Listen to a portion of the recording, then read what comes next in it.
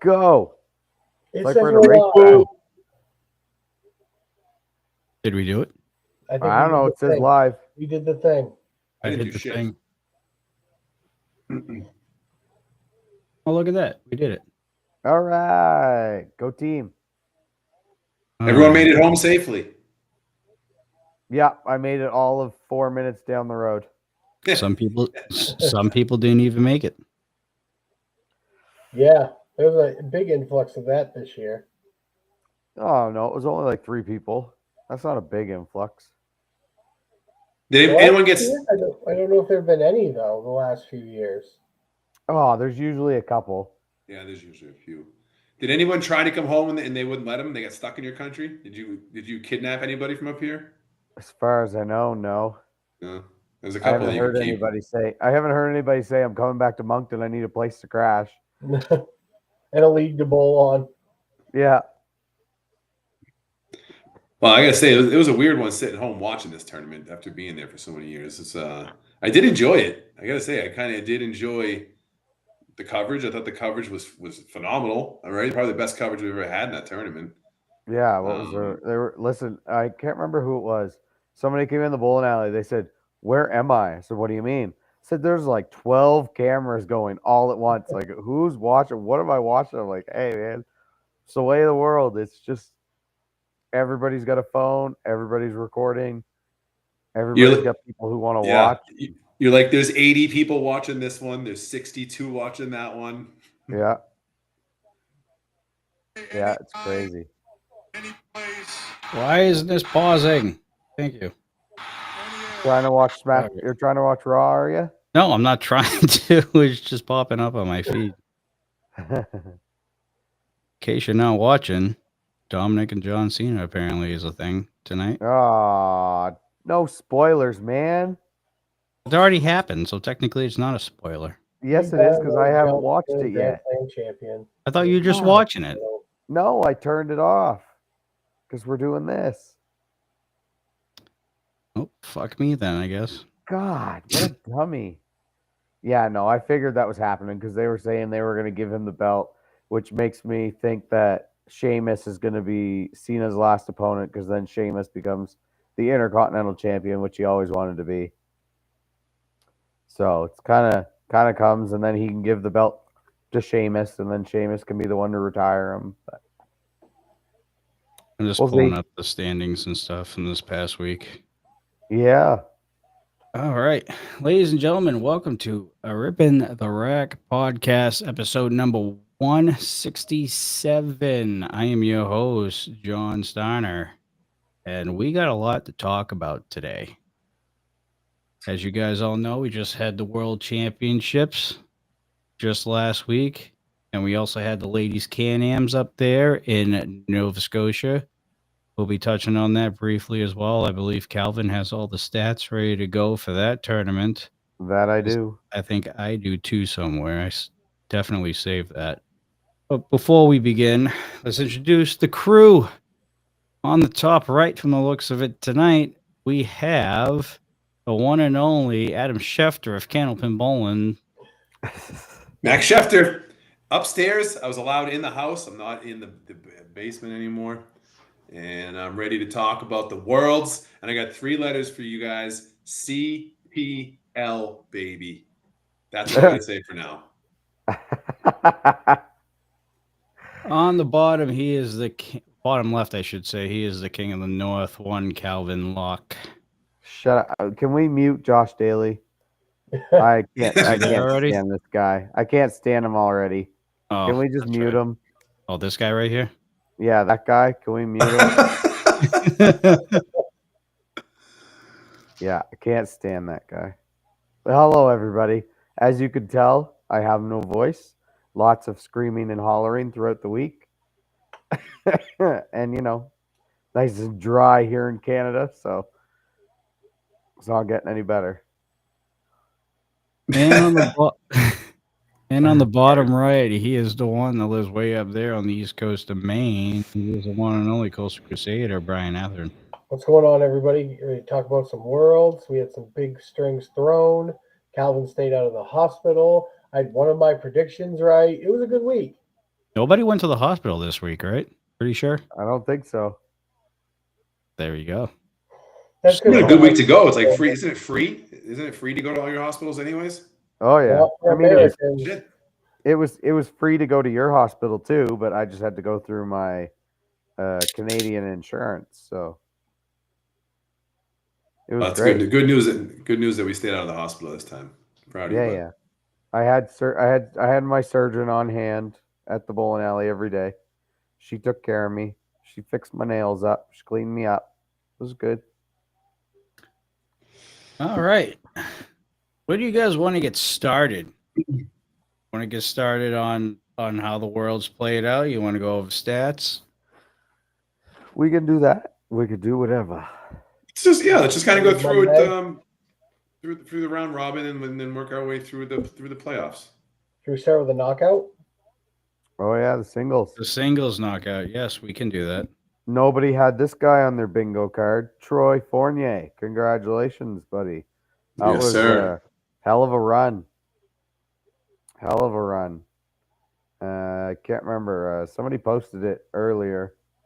Can't remember. It was like 128 or something to 117 in the finals, I think. It's close, yeah. I thought when Mike made the 3-2, I thought he was going to start a comeback there. I know. Yeah. Just a little too late. Yeah, beat Mike Brown in the finals. I know Mike Brown beat He Mark ran a Webber. gauntlet, didn't he? I don't know. I know he beat Weber in the semis. And who did Troy He beat Hollett, right? I believe. Did he? I'm not I sure. thought so.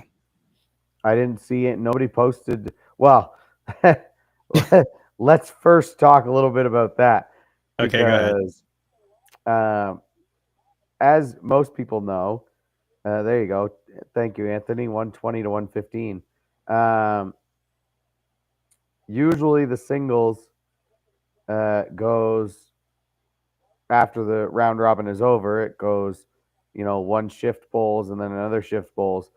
Apparently, nobody decided to do that, so they put both shifts on the lanes, and then everybody stood there going, "Okay, well, are we actually like, are we going 5 boxes at a time? Are we doing all 10 like we're supposed to?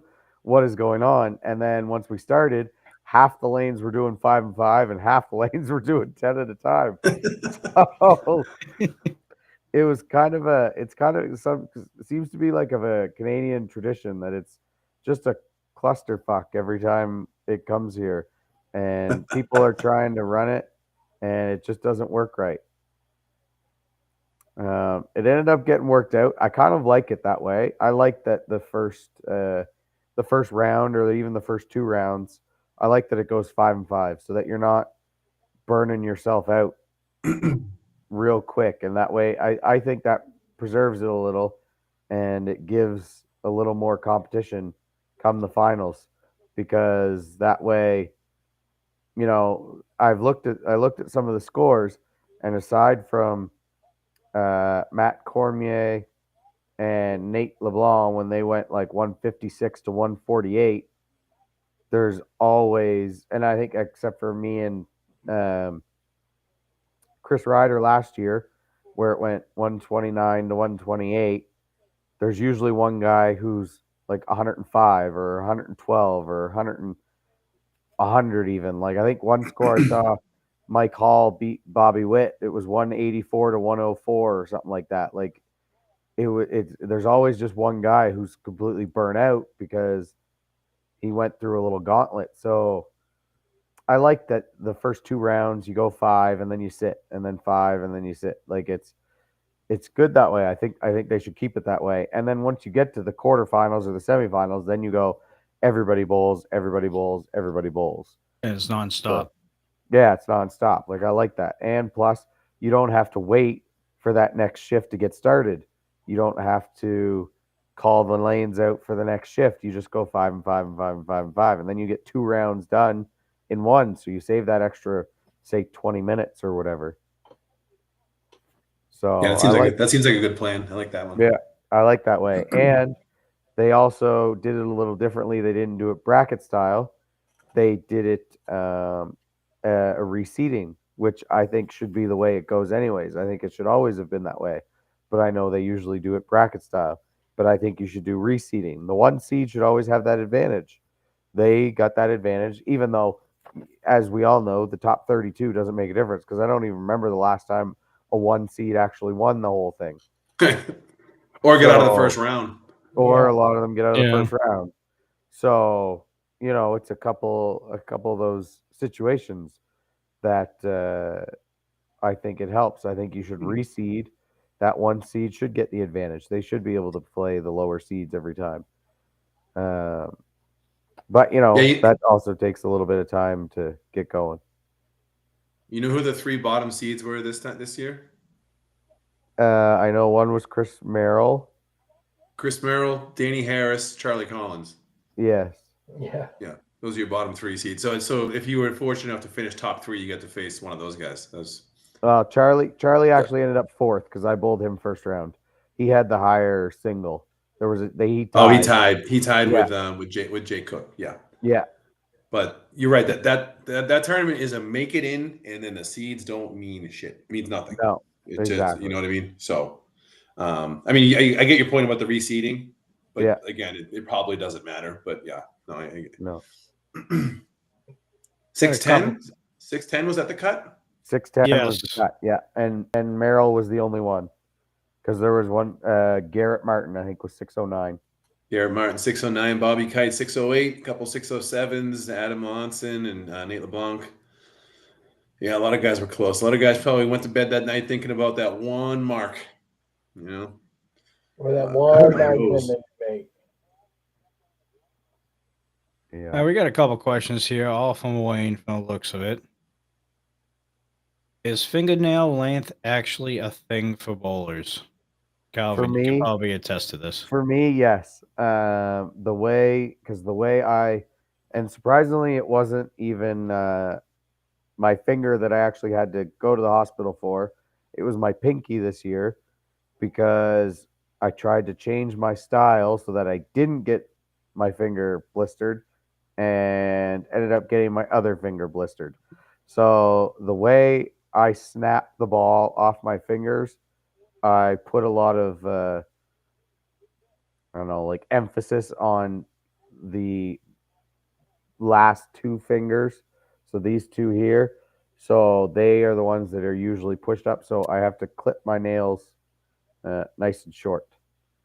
And in the inside, I need to have them away from my skin, basically. So it may be just for me, but a lot of people have different things. A lot of people have calluses on the tip of their fingers. A lot of people get those as well, the ones that are right there, because I get them on the side of my ring finger quite a bit. Yeah, the side of your fingers, depending on how you throw the ball. So yeah. Another one here. Calvin, the pins at Fairlane seem to slide a lot. Is that typical?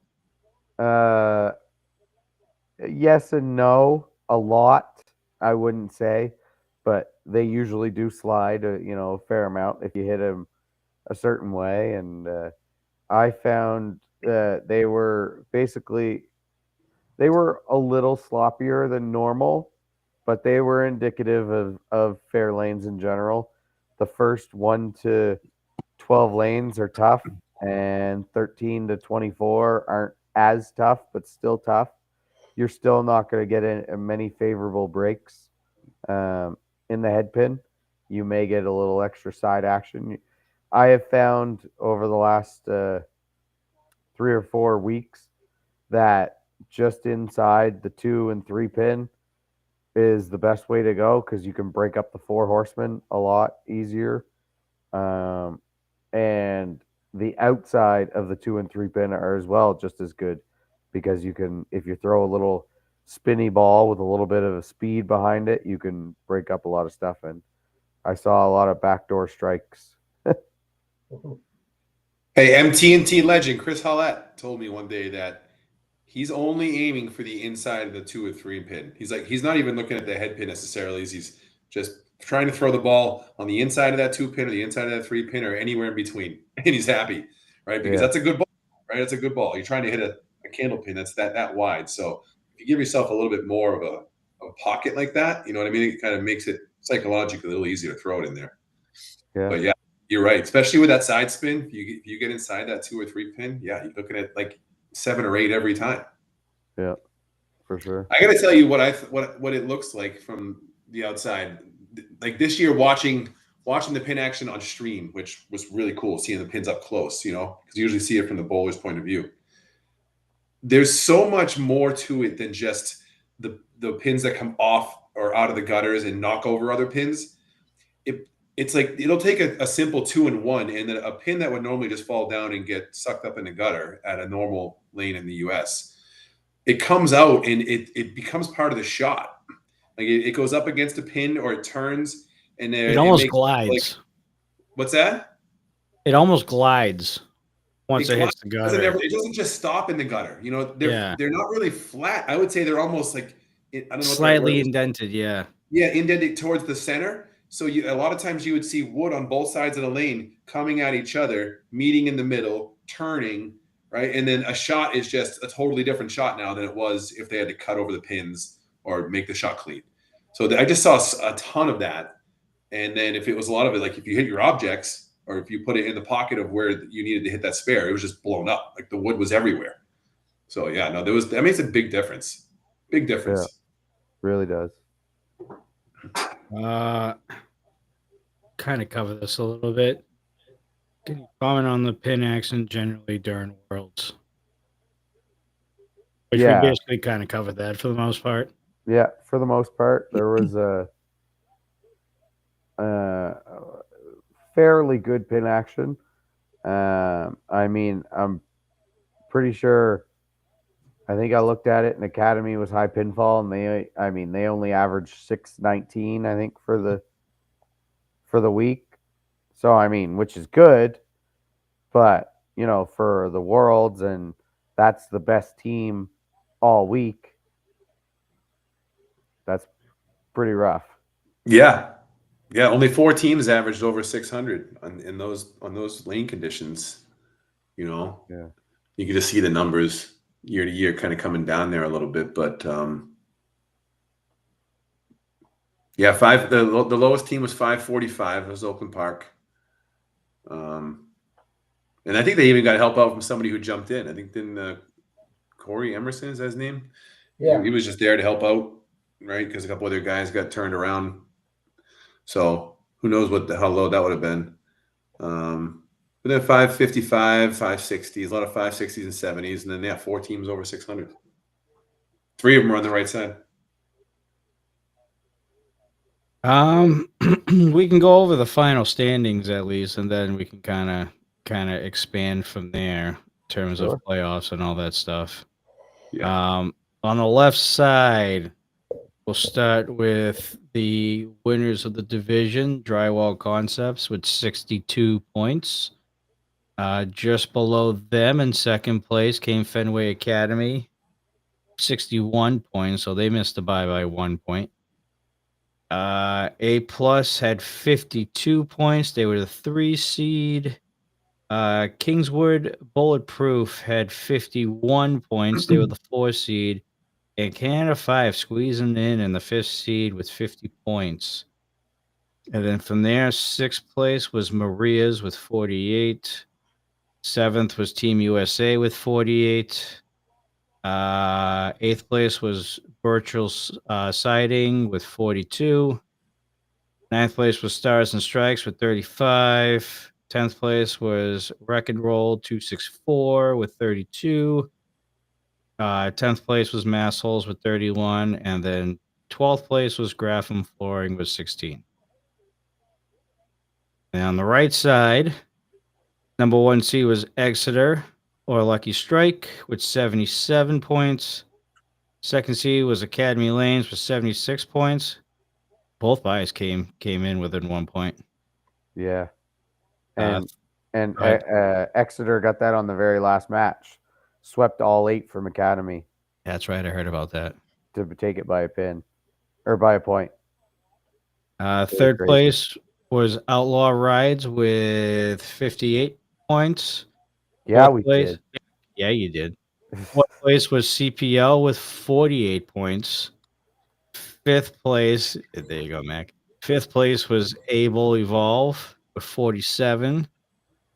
Sixth place was Bayes Road with 42. Seventh place was New England Flooring with 39. Eighth place was Hatchet Men with 34. Ninth place was Harry All Stars with 33. 10th place was Spike's Chimney with 32. 11th place was Avon Valley Lanes with 27. And Oakland Park rounds up the right side with 15 points in the 12th seed. So Wow. those were your standings at the end of it all before playoffs. Yeah, and it was crazy because I don't think I was talking to a few people because thankfully I wasn't in the last match because it didn't matter what we were doing. We were stuck in the 3 seed. We weren't going up, we weren't going down, nothing was happening. But it was crazy because from lanes 1 to 24, there was probably 8 matches that actually mattered. Like 8, 9 matches. There was one match bowling head to head for the bye, Lucky Strike and Lucky Strike and Academy, and then New England Flooring and CPL were bowling at each other for the playoff spot. If New England had taken 8 from CPL, they would have knocked them out of the playoffs. And then over the other side, there was still 4 teams or 3 teams fighting for the bye, and then 2 teams or 4 or 5 teams were fighting for playoff spots.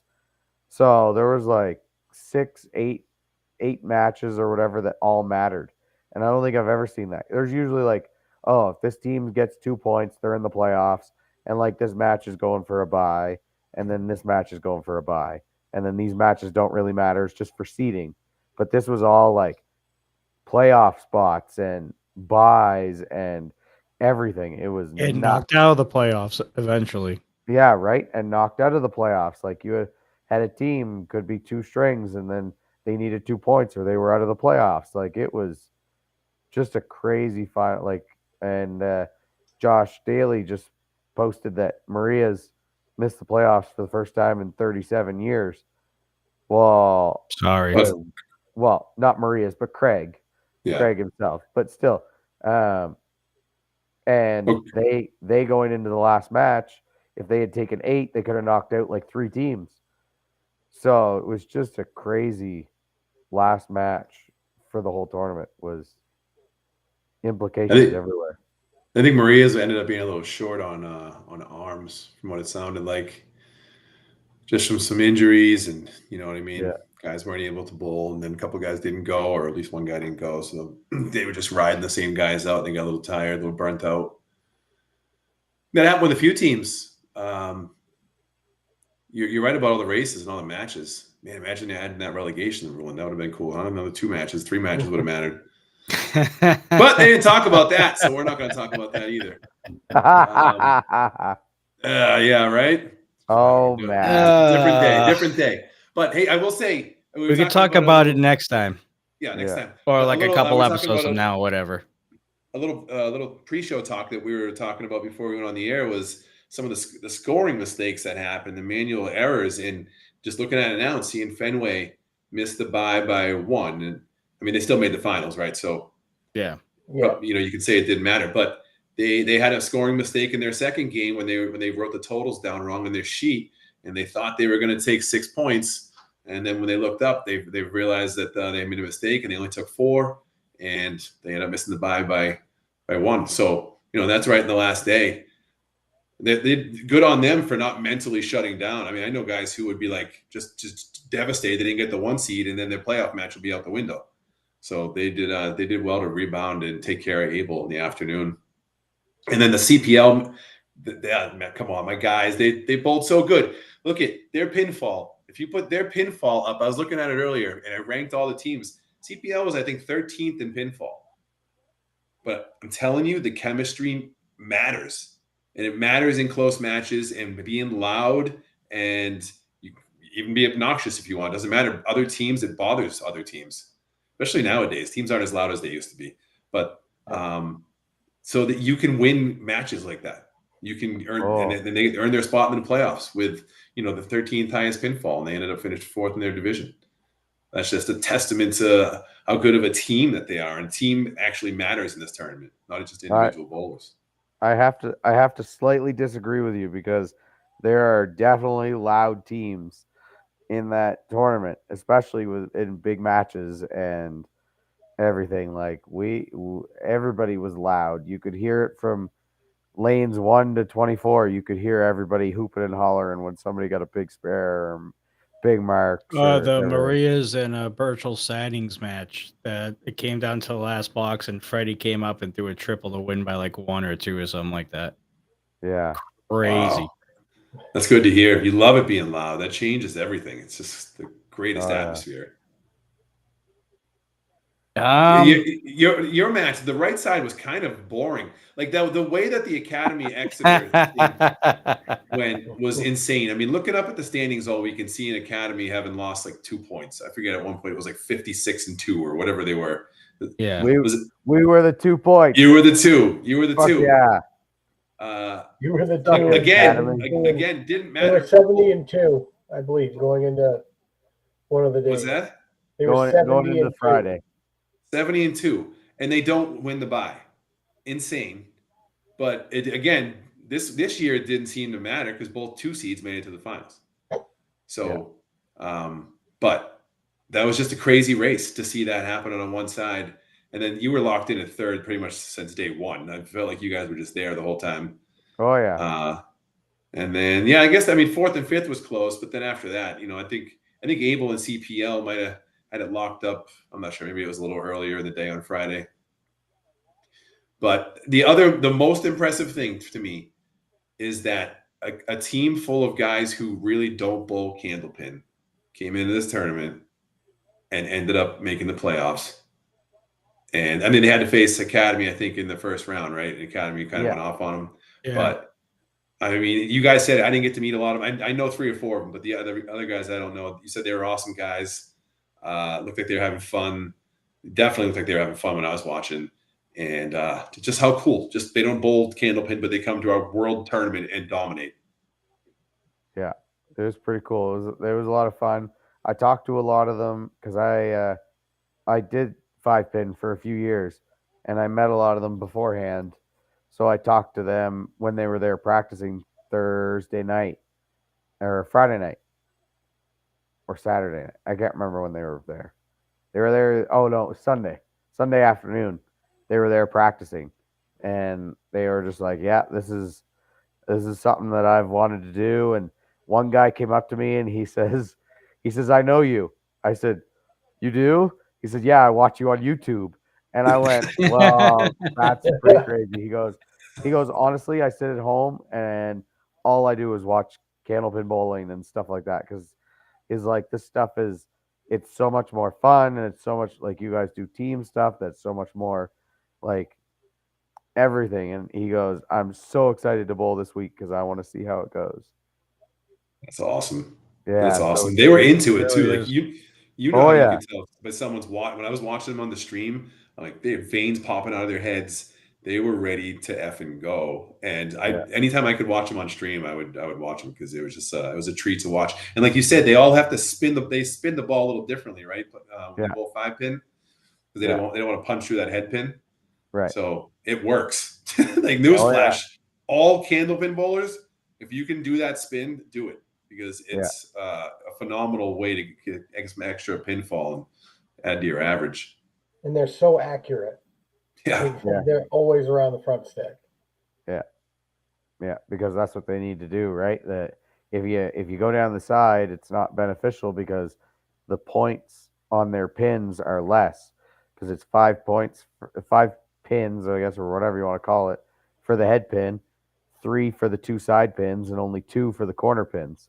Mm-hmm. So if you go down there, it's not good, it's not great. So you want to be in the middle every time. And yeah, they throw that spin because they want the ball to carry through the other pins on the other, like whichever side you go on the head pin, you want the ball to carry the other way. So you have to hit it a different direction. So Good yeah, stuff. yeah, it's interesting. But All yeah, right. good on them for sure. Scratch games between both divisions. High game on the left was Tyler Reese with a 182. I don't know if we got anywhere close to that in our predictions. I don't remember. That's pretty impressive. It might be his first Worlds. I think I'm not it sure if is. he's been there before. I think I said 181, but I don't remember. And then the series on the left was Mark Webber with a 451. Oh, we were all around that. We were sniffing that. Yeah. Yeah. That's his new high 3, by the way. Is Yeah, it? it was. Yeah. And then He's on awesome. the right side, we had Peter Crawford with a 173 and Joey Lister with a 439. That's what he averaged. Yeah. Yeah. That is what he averaged. The dude was unreal. Every time he hit the head pin, it was splash, splash, splash. Rarely missed a spare shot. It was Can't find averages for whatever reason. fun to watch. Oh, should be They right had- on that sheet. Like for most of the week when I looked up, they had 3 guys at 130.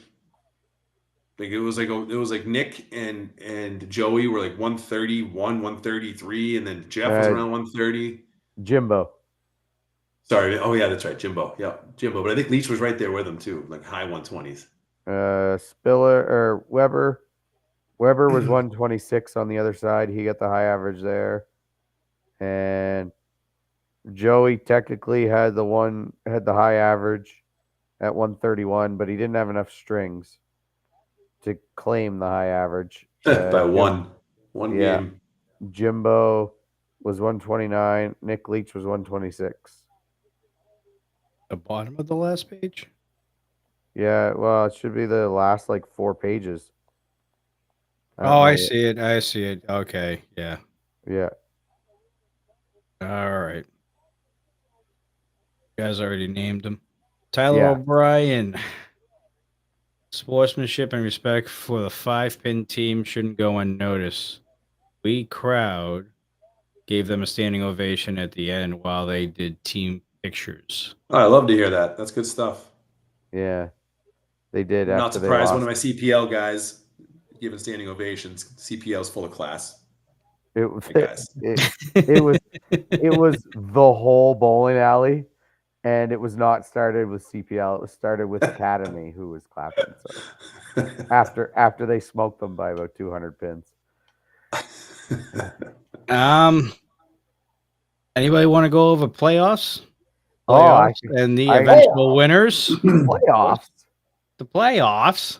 You know, my gripe here is where are the playoff results? Like, where are the individual scores, the team scores? Yeah, it's like it's almost like once the playoffs start happening, they're just like, all right, we're done everything. We don't have to do shit anymore.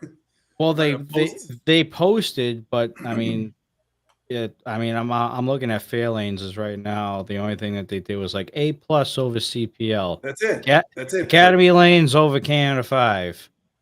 Listen, so like on and the so pool forth. play stuff is good. It's good to see all these averages, but I want to know who's doing it in crunch time. I want to know who's really performing in the finals. I know Aaron Fontaine had a 439 in the semis or something like that. I think Daly had a 412 in the finals. I'm not sure. I'm sure there was others, Calvin. You probably know over in your match, but we want to see that stuff. Like you want to know who did well in the Super Bowl, right? Not who did well in Week 14. Yeah, I think Dave Barber collected all of those. I don't know. Yeah, but yeah, no, for sure. Somebody probably should have taken a picture or done something. It's on the streams. Like only Yeah. the ones that they stream, they put the totals, but there's only one match. But otherwise, still good, still good. But tell us about them because I wasn't there. I see right here. Oh, Jesus. So in the opening round, I believe we had Fenway Academy going up against Able. A+ versus CPL, which word has gone around about that one. Kingswood Bulletproof versus Outlaw Rides, and Canify versus Academy Lanes was your opening round matchups. Yeah. And then Fenway. Go ahead. No, I just say I watched that Fenway Able match. Fenway Bowl pretty good. They were tough. They came out loud. Able was just pretty flat. They just couldn't really get it going at any point, from what I remembered. And I think it was over somewhere in the middle, like the second game. It was just, you could tell it was done. You won your match by what, 3, Calvin? Yeah, we won our match by 3. Came down to the last box. It was 1 pin going into the last box for the total. Definitely one of the craziest matches I've ever been a part of. We came out firing. We had them by about 60, 64 pins or something like that after the first string. And then we were only up 18 after the second string. And then with 6 boxes left in the third string, we were down 60. And then we just started chipping away, crawling back, and going into the last 2 bowlers, it was 2 pins for us. So it was, and I think that was definitely, aside from one, I think that was the only match that was within like 50 or 60 pins. Yeah. I don't think any other no, match A plus and CPL. I think Right. CPL ended up losing by 10, right, or something like that. Right, except for that one. That Yeah. was the only other one. Other than that, everybody else was with, like, it was 60 plus, 70 plus. Yeah. The CPL thought they won. Yeah. They did. They thought they won by a pin, and I still don't know the full story.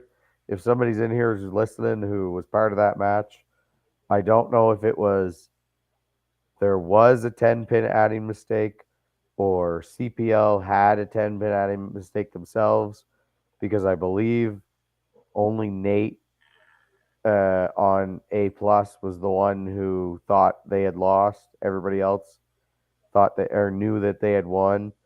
I'm not sure. I only hear tidbits of here and there of what happened, but yeah, it was CPL thought they won by a pin, but they ended up losing by 9 because there was a 10-pin adding mistake somewhere. Ugh, hurt my soul to hear that when it happened.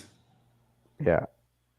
So I wasn't there to see those guys, but from the sounds of it, they were probably pretty crushed, huh? Yeah. I would assume so. But well, they're going to come back and they're going to win the tournament next year. CPL 2026 champs. I got 100 of your dollars that says that's not a thing.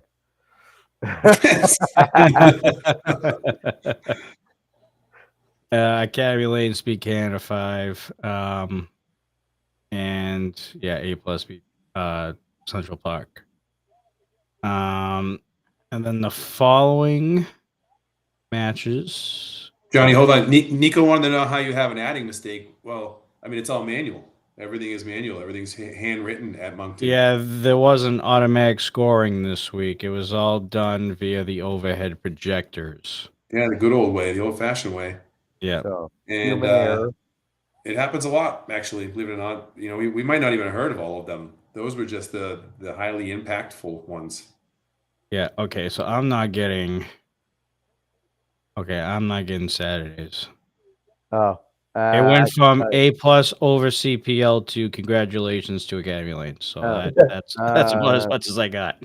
Academy beat pants off of us. No, they really didn't. It came down to the third string, and we just couldn't get going. And every time we did, they'd answer back. So I think it ended up being 90 or some pins. Fenway beat A plus. A plus. And I think that was by 70 or 80 pins, because A plus had a run at it going into the third game too. They were rolling. Yeah, and then I think they end up losing by 70 or 80 pins. Yeah. And then so the only close matches, Calvin, was your match and A plus and CPL. Yeah. and the CPL match, right? Other than All that everything Everything else was else, like all the 50 way to the plus. finals, I think. Yeah, it was is right like about 60, there. 70 pins, yeah. And then Fenway beat Drywall, Drywall. and I think they were up I think it was like 78 pins going into the third string, and Academy came out firing against A plus, went 715, or not against A plus, but Lucky went 715 to 636. So Lucky lost the first string by 80 pins with a 630. So that's kind of demoralizing a little. A little And unlucky. yeah, and they made a little Good pun. run back in the third string. No, I got it back. Don't worry. A little unlucky. I got it. Fucking guys. I just bypassed it because it wasn't funny. So they ended up making a little comeback, but too little, too late. I think it would end up being 60 or 70 pins by the end of it. So, and then of course everybody saw the finals. Academy walked away with the victory over Fenway, the 5-time losers. Well, there's lots of talk, after this year about, well, does the 1 seed mean anything? I mean, if you don't come out guns blazing a lot of times as the 1 seed, you usually find yourself in some trouble. Yeah. Right, Brian? Because we talked about this, how teams that come off of a win Saturday morning are rolling. Oh, And we they're got a bringing teammate momentum. They're from bringing momentum, and you go right into the match. There's really not a lot of just sit and wait. I mean, they just go right into it. I mean, Lucky did get a little unlucky with just going up against a brick wall, right? They were the 1 seed. They put up a high score. I forget what it was, but I feel like it was close to 1900. Normally, that's going to win a match, even at Moncton on those pins. They just had a little unfortunate to go up against Academy in that round. Yeah. Tyler was But on the CPL team, and what's here's that? the Oh, yeah. reasoning. We were informed from the crowd that lead was down to 6. Nate LeBlanc, I believe, had a 9-box, making total to 5. Buffalo picked up clutch mark and filled with 7. Unfortunately, wasn't enough. Oh, okay. Buffalo. Oh, Buffalo, Matt Nichols So the is funny. crowd was wrong. Okay. Crowd was wrong. So Interesting. here we go, Calvin, and I think me and you can both agree with this. So, Calvin, did you talk about how the pace was? Not yet. Great. It So was happy. it was very good. The pace of play was very good. I think the latest we were there was 648, 650, Yeah. something like that, which is normal. I find that's normal. You should be at least 15 to 20 minutes between each match. Everybody getting settled, everybody moving their stuff. Like, sure. And then everybody getting settled. So yeah. The only thing that really bothered me through the pace of play is singles, everybody waiting for everybody to finish before we started your next string. I get it that, yeah, eventually you're just going to start waiting. But if the first 5 lanes are done, or the first like 7 lanes, those 15 to 21 bowlers can finish their bowling and get out of there. It's not that difficult. But other than that, the pace of play was very good. A few breakdowns, which was great. There was a couple times where teams had to go to the other side of the bowling alley to finish their match or start their match or everything like that. But other than that, it was good. You know what I attribute some of that to, which I noticed when I was watching from home, my comfortable warm seat, was the buttons are in a very favorable position at Moncton, and you can press the button by like barely even having to walk out of your stride coming back. And I noticed everybody was pressing each other's buttons. So like at Academy or some other places where they're a little tucked down below, it's like you can't be as smooth coming back from delivering the ball, hitting your button, and then walking back. So a lot of times people would come back and then walk back up to press their button. And you can't press each other's button on a place like that because you can't reach over and actually physically touch it so far down. So I did notice that a ton. That had to help, right? That had to help. Let's see. This I saw one. Johnny. Before you go, I saw Chris Olet. Man, he's one of my favorite. He didn't care like who was bowling. If he's done his box, he turned around, he pressed that button. He was just Yeah. automatic. Yep. He throws the ball, he'd be done. He pressed the button, but it didn't bother anybody. Didn't matter even Hasn't if the guy changed. next to him was in the middle of throwing his ball as he did it. It didn't bother anybody. So it is. You are able to do it. Especially in singles too. Like you're not really waiting for the guy next to you. I understand you want to keep pace of play if it's like a teams event or anything like that. You wait for your opponent or the guy next to you to finish before you hit the button. In singles, if you throw a strike or a spare, just hit the button and just go to your next box. That's Because what I do. the At least. second you're worrying about the person next to you and when you're timing the button and everything, like your focus isn't even on your own game now. Exactly. You know, like you're actually sitting worried about timing up when you press your button. So, fun fact from Nico, I heard that this is the first time since 2011 that an American team won on Canadian soil. Correct. Who was that in 11? It would have been the USA? yeah, USA Team East. USA or USA East. USA East. Yes. Yeah. Yeah. And then 13 was McLaughlin, 15, 17, 19 was us. 23 was A+. Yep. First time since 2011. Can't believe it.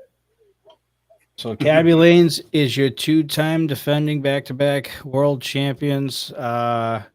Anything else pertain to the worlds that you wanted to bring up, Calvin, or anything like that happened? I can't remember anything else that comes to mind.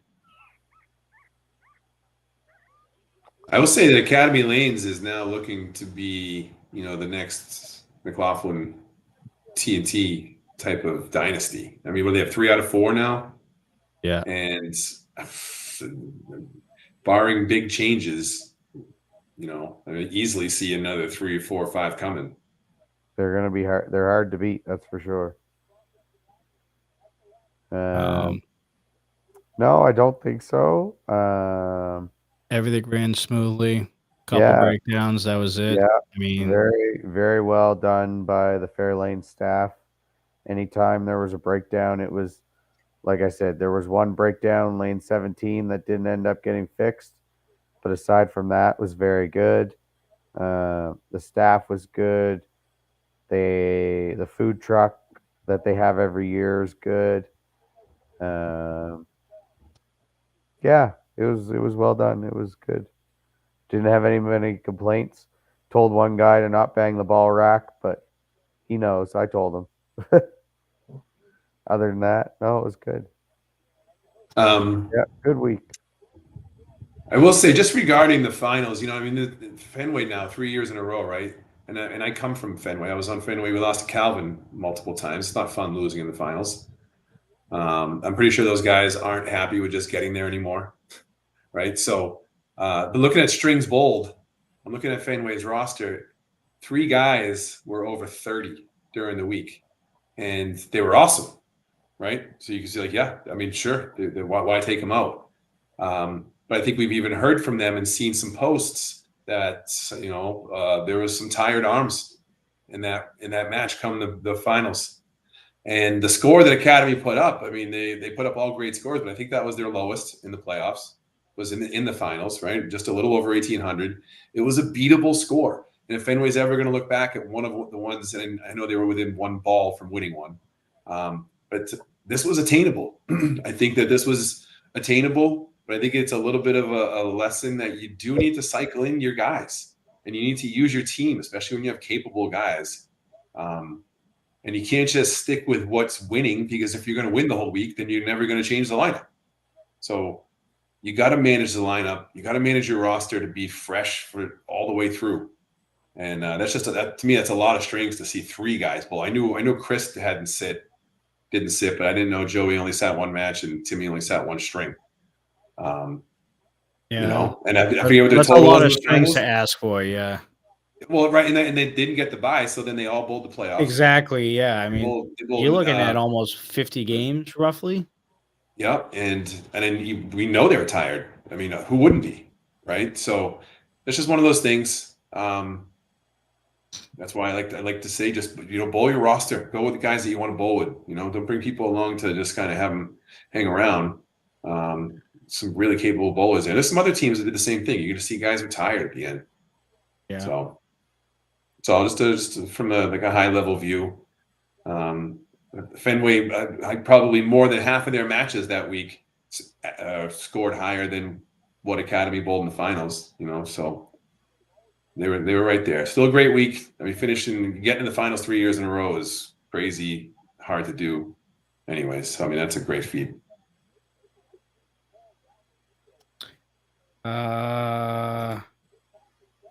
The only thing that was noteworthy, Justin Waters got hurt Friday afternoon, and we thought that could have been disaster for Academy. But then again, you go with what Max said. Roster's deep. They can throw anybody in there at any given time. Yep. Still be able to perform. I think that's it for the men's worlds. I know we got the Can-Am's women's that just wrapped up over the weekend as well. Calvin, you said you had all those stats ready Yeah. to go. Just let me take a drink so I can. As many drinks as you need. What was this? Wasn't this the women's internationals or the women's worlds? Well, they call it the Ladies Can-Am Championships. Yeah. Oh, they do? Yes, that's what they do. They call I have it. a couple clips to share too at the end of the show. Nico sent over a few video clips for us to watch. Sure. So For the 782nd thousandth time, team meeting is your Ladies Can-Am Championship winner. Team consisting of your high average, which was Jill Wood, who hasn't bowled in like a year and a half and came off the street and decided to run the tournament again. 117. Melissa Sinton was 116.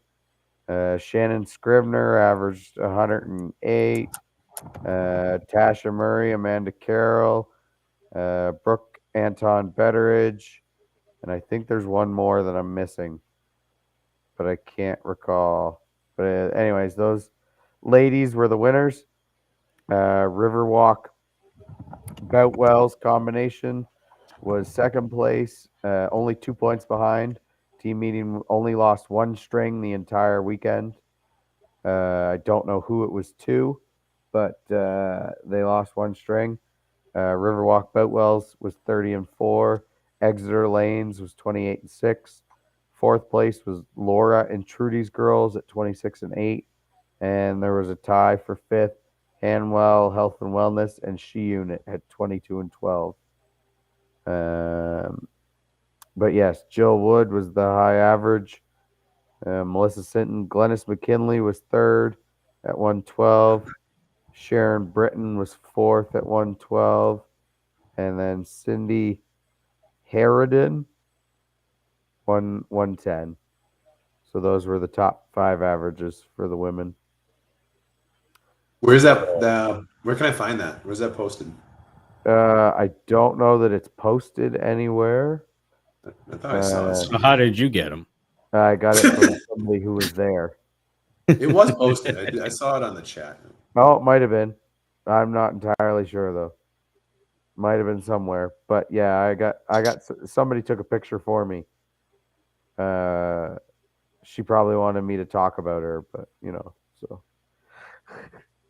Did any of the Stoyles family bowl in that one? No, they don't bowl anymore.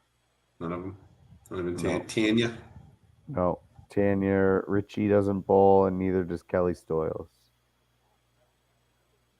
No, nobody. Kelly was on a comeback trail for a little bit. At least I thought she was. Yeah, and then I don't know, hit a brick wall, I guess. Yeah. All right. I mean, you got to shout out to the streamers.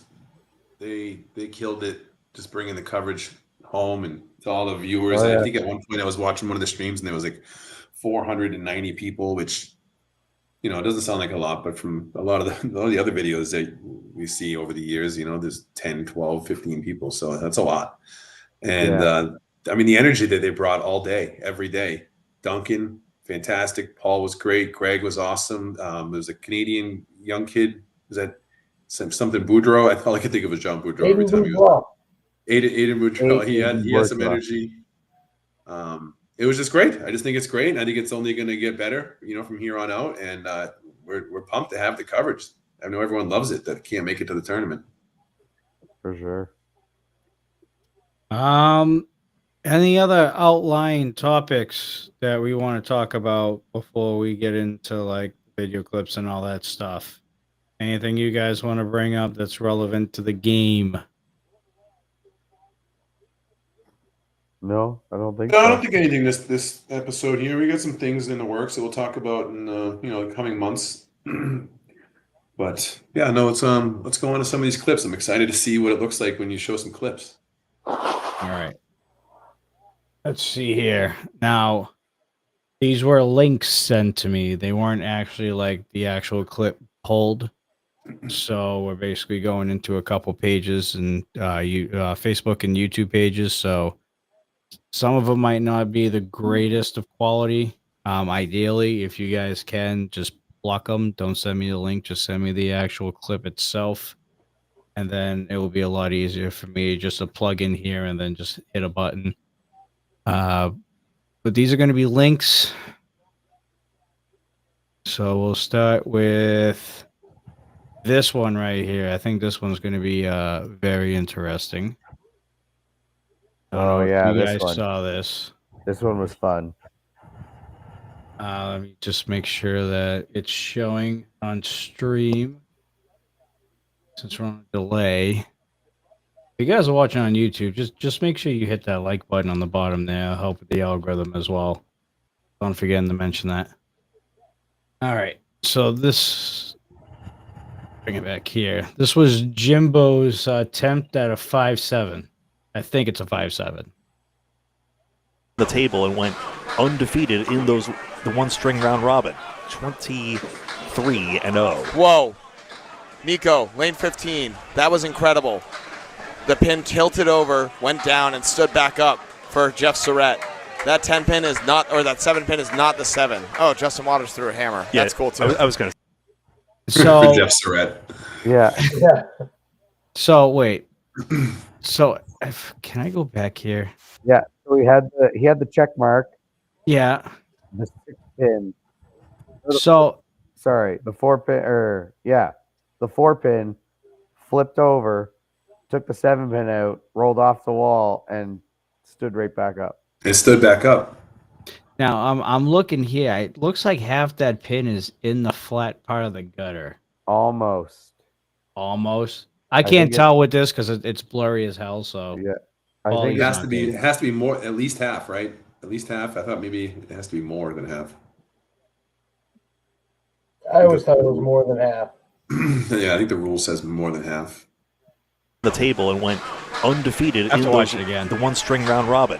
23-0. That's crazy. That's Whoa. crazy. Yeah. Nico, lane 15. That was incredible. The pin tilted over, went down, and stood back up for Jeff Surratt. That 10 pin is not, or that 7 pin is not the 7. Oh, Justin Waters threw a hammer. That's cool too. I was going to say, it's all right. Oh, Justin I was going Waters to no threw a sell hammer. it too, let's be Yeah. real. Yeah, normal things. But more importantly, yeah, that was pretty crazy. All right. So that whoops. All right, the next one that was sent to me was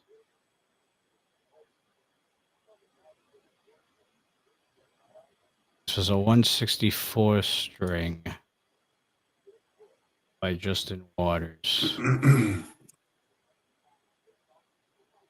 Bring over for the strike. That took its sweet time, but Jean-Bernard worth the wait. And team A 6, 7, 8, and 10. On the outside, and he's pushed it through brilliantly. 558. They'll get at least 6 points. A 133 for Brian Fuller Jr. up to 151 first from Maria Subs. For Birchell Siding. For anybody that didn't watch any of the Travis Worlds Toffmeyer, last week, 161 this was first. basically Gasol the at 120 coverage that second. we He's got at throughout the 288 course of the through 2. week. Josh George, 138 second. Are we just watching the 263 full through 10 two. boxes? Amazing. I guess so. Able to evolve that 5 marks. I mean, we don't is a have stellar to. string. No, it's all right. I wonder if we mean, might have he another broke losing Waters 200 at this 164, rate. like, once a If week. Waters has anything only to 3 say about minutes it, long, perhaps so. strike on spare.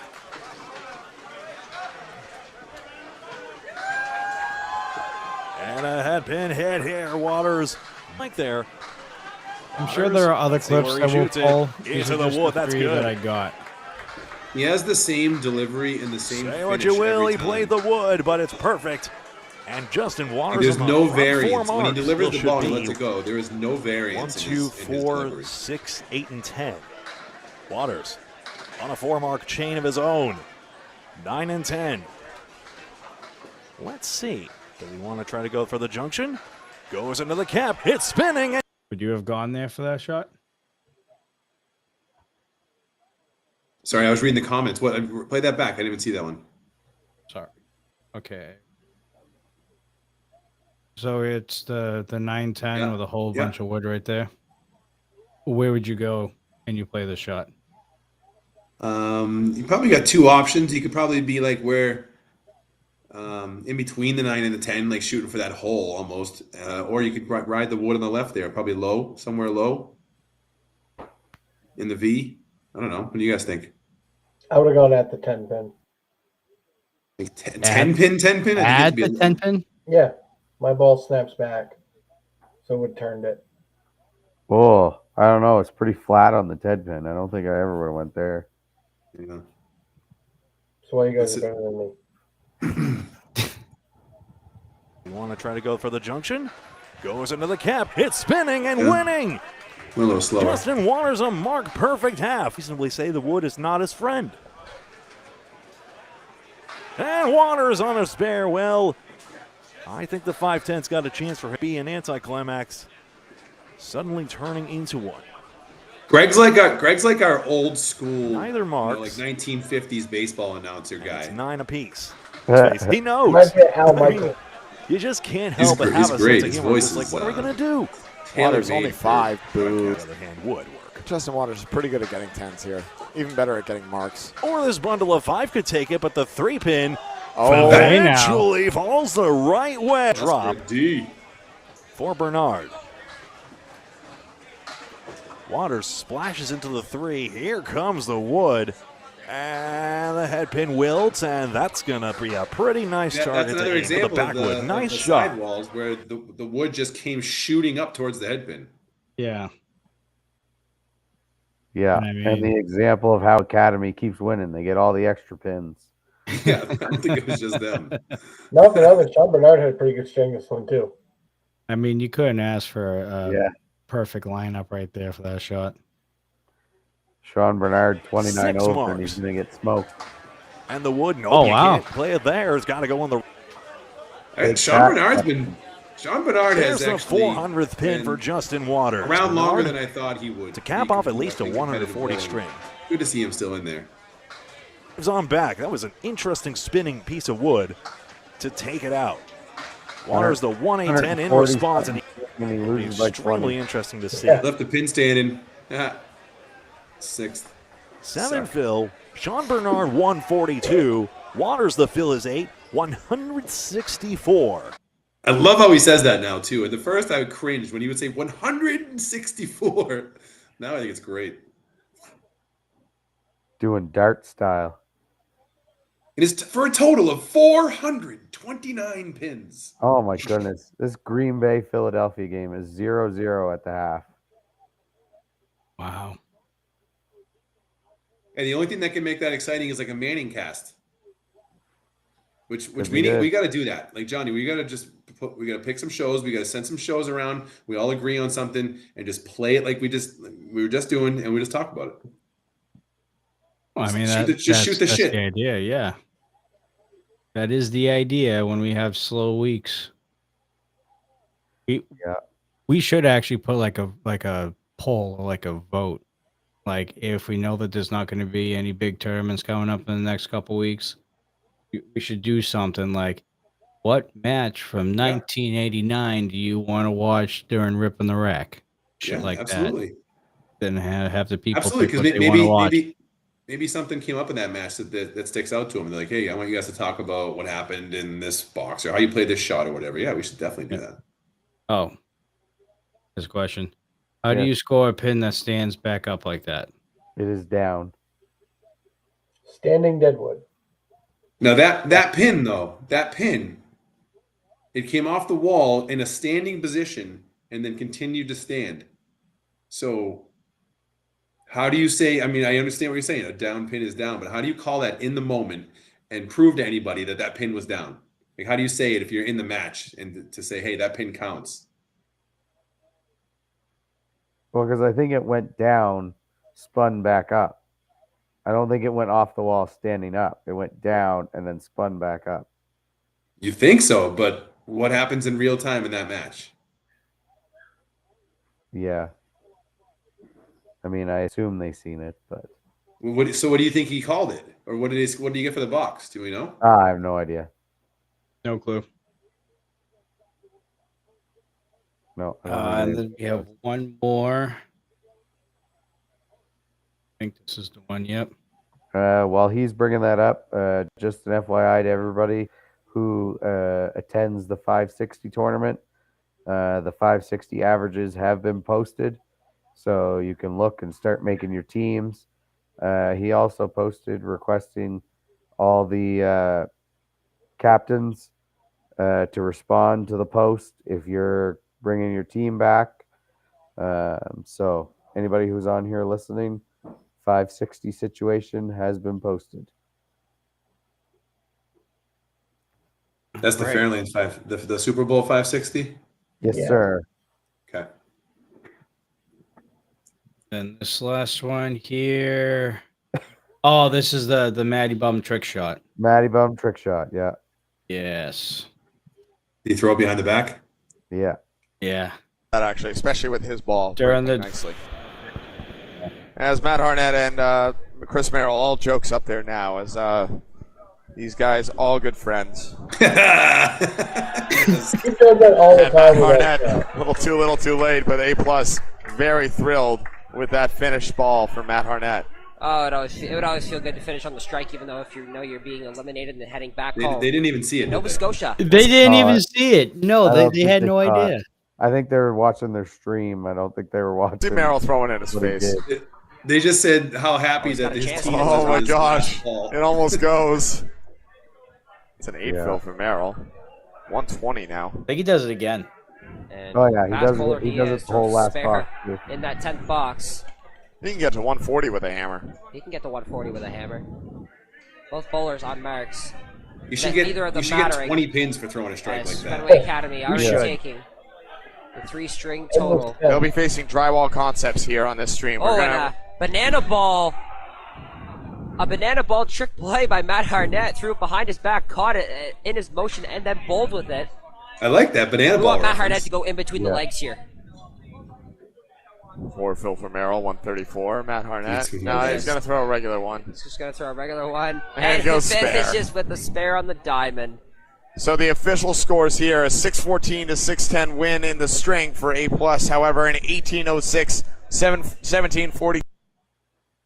It's amazing how easy he does that. Yeah. Yeah. Probably Well, done that 100 So times. little, so it's easier because you don't have very much height to throw the ball.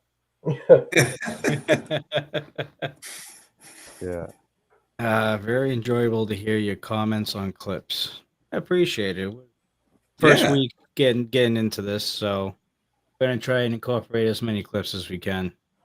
I know there's probably like another 5 or 6. We could probably play them next episode as well.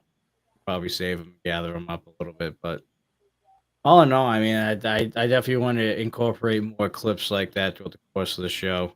Like we just did the 9-10 that Waters had, or where would you play the shot? Like we just kind of introduced that a little bit. So Yeah. trying to add different elements to the show. We Yeah, can keep start sending- another keep sending segment. those. Is it good? Where's that? We can start another segment. Is it good? Is is it it- good? Yeah. That's All funny. right. Other than that, I don't think I have anything else. I'm sure there's stuff coming down the pipeline tournament wise. I know, Calvin, you just mentioned the 560 up there at the Fairlanes.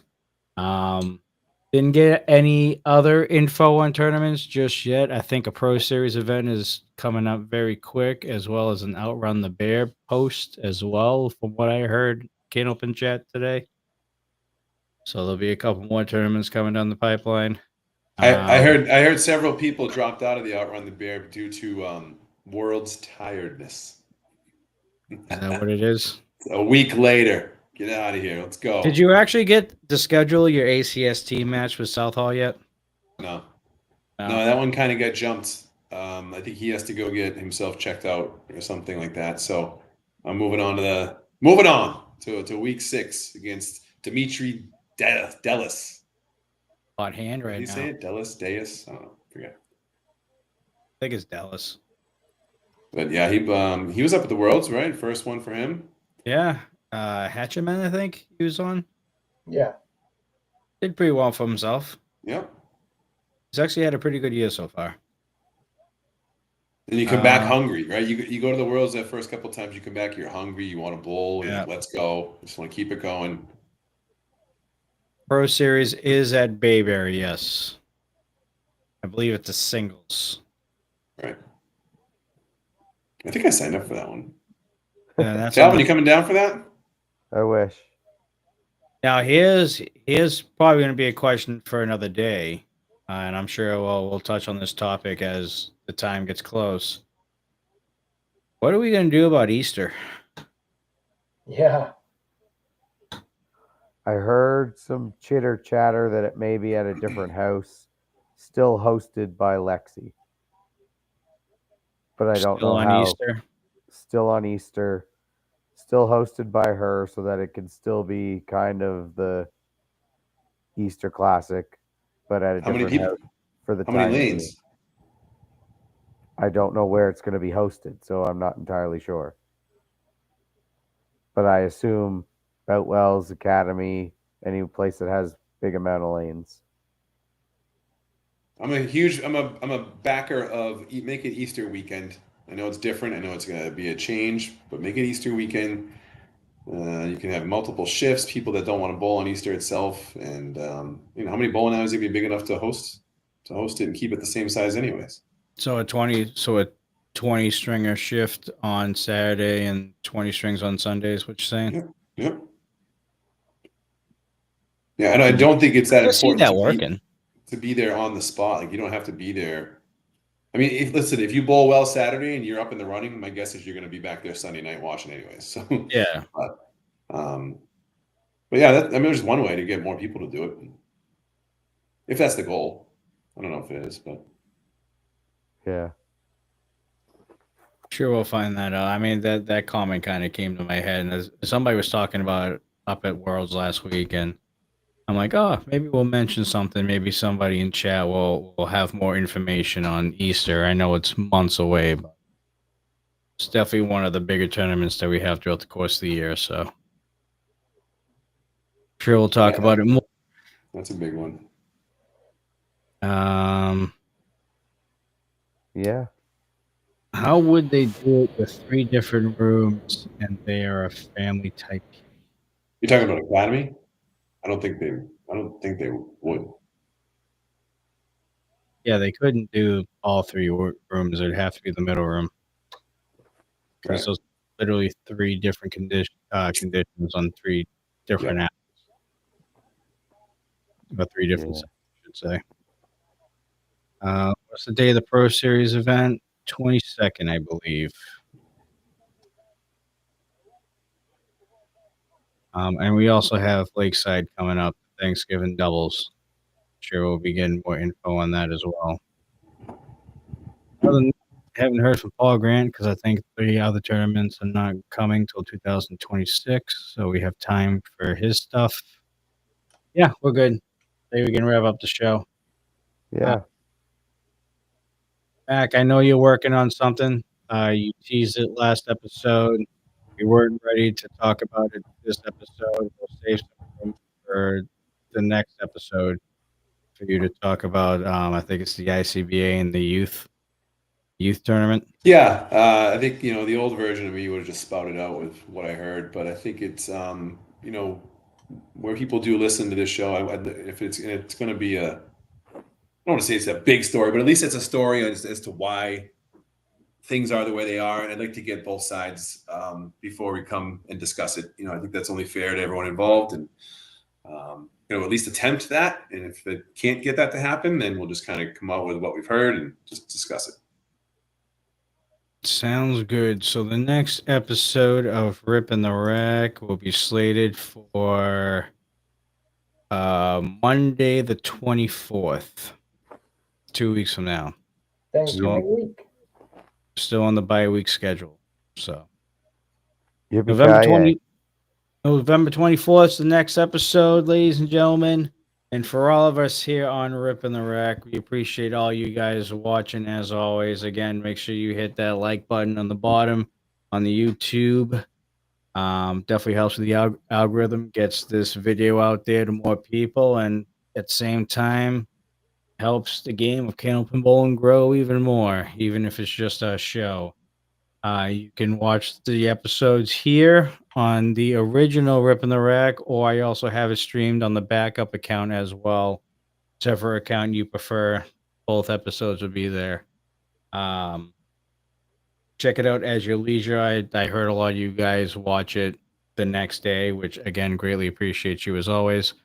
Other than that, for myself, John Starner, Mike McIntosh, aka Max Schefter, our undercover journalist over here for the game of candlepin bowling now.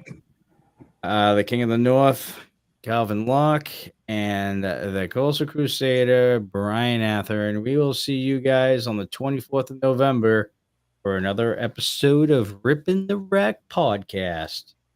As always, folks, sayonara. As always, stay safe, stay classy. See you on the next one. Take care, folks.